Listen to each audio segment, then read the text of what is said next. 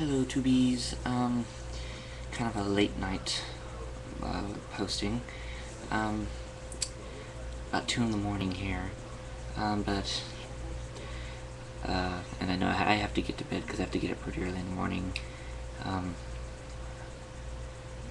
have about 6.5 hours worth of sleep, but oh well. I told y'all I would do a video showing you the neat stuff I've gotten. I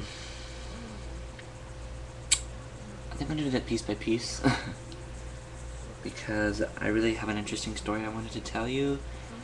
And it has to do with one of the things I bought, so I don't really want to give it away. A friend had given me a bunch of stuff, for my altar, and just went around asking, do you have this, do you have this, do you have this? I say no, and she just gave it to me.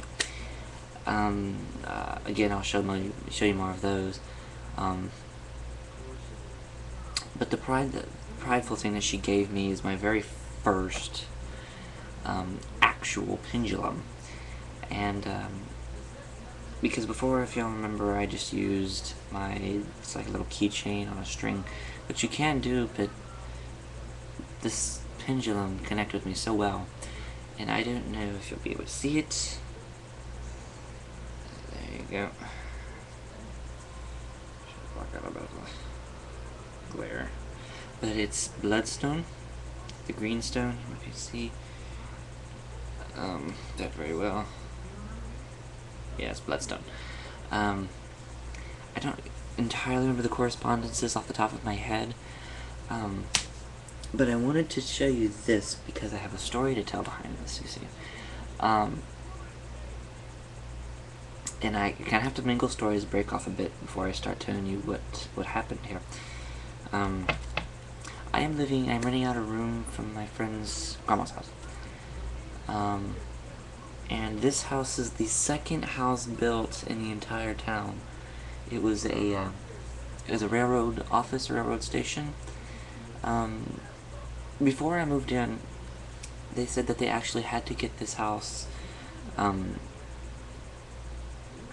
exorcised by a priest,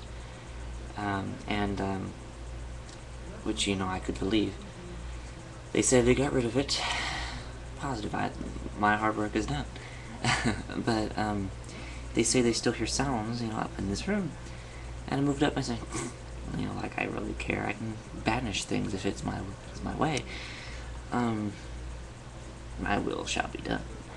But I got up here and I really haven't experienced anything, really. Because the very first thing I really did was, I got in here and I said, and I did basically a cleansing ritual saying, all things that are negative and wish to harm me and have no purpose here, I banish. And I've done this several times throughout the period I've lived here. And in doing so, I've had quite a peaceful experience here, I suppose. However, in my absence, I know one night it was during school, it was at lunchtime, I got a hamburger from Burger King, which I love Burger King, and long story short, by the end of the night I had food poisoning from Burger King, and I was in a great amount of pain from my stomach, and I had actually left for the night to stay with my parents so that they could watch after me, because I was vomiting a lot. When I got back the next day, I was told that they heard footsteps quite literally walking around in this bedroom while I was not there. Panic-stricken, they obviously went over here and they took out the fan that I have in my window and locked everything up, make sure nobody got in here. Which is nice when we don't want anybody up here. After that, I did another banishing again, remove all negative things. But it came to strike me that I banished all things that are negative and wish to harm me, so if it is still here, then it must not mean me any harm. Well, I'm just trying to connect the stories here. After getting this pendulum, I finally have a way to divinate with the spirits that were in this house. And I know most of you are saying, well, are you advanced enough to be able to do that? The answer is no. But, risks. That's what the craft is about. Taking a risk, taking a chance, and leaving it open for the universe to accept. So, and I've been working a lot trying to combine the uses of my spirit guides, which I just most recently met. I'll do a video on my spirit guides later. I know a lot of people like to keep those personal, but I'm so proud of them, and I really don't know that much about them, but I know basically what they look like, and you know, their names, of course, what they wear.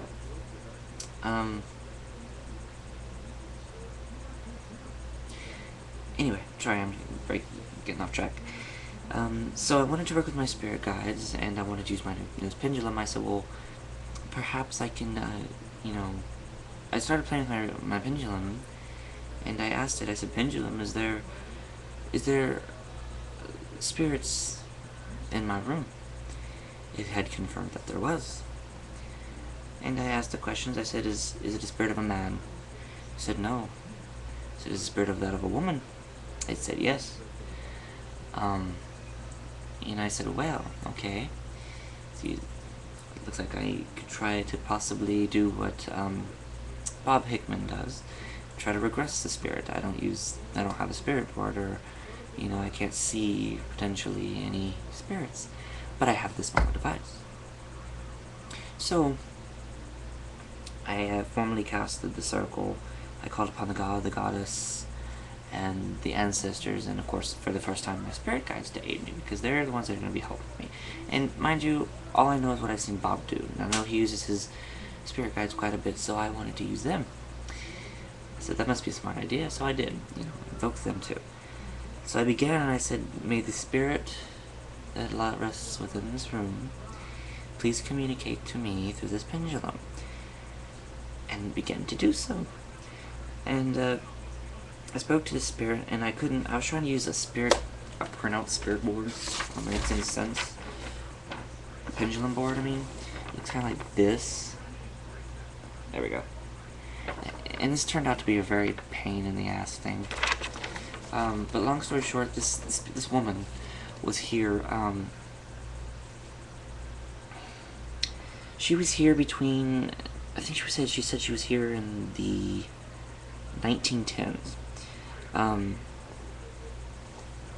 It was very interesting because I couldn't pick out her name, you know, using the pendulum, because I tried so hard with this thing and it didn't work out very well.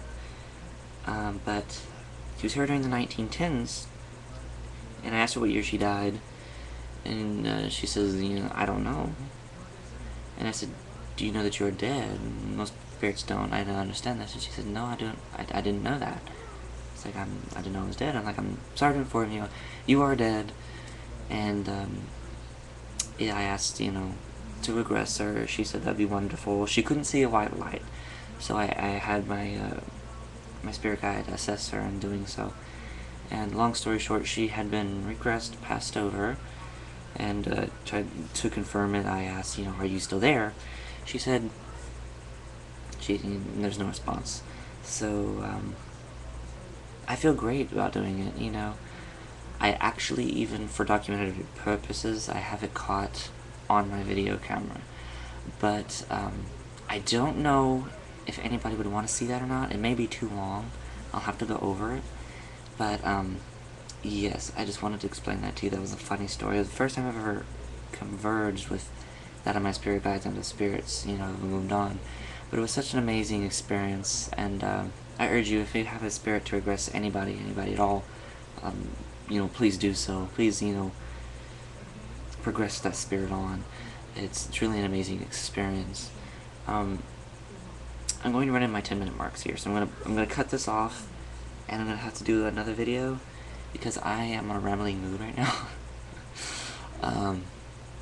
Yeah, I'm you know, haven't been on in a while. I have to really update you guys. So yeah, I'm gonna cut this off now, and I'll be back in a few moments with the next video. So, alright, blessings.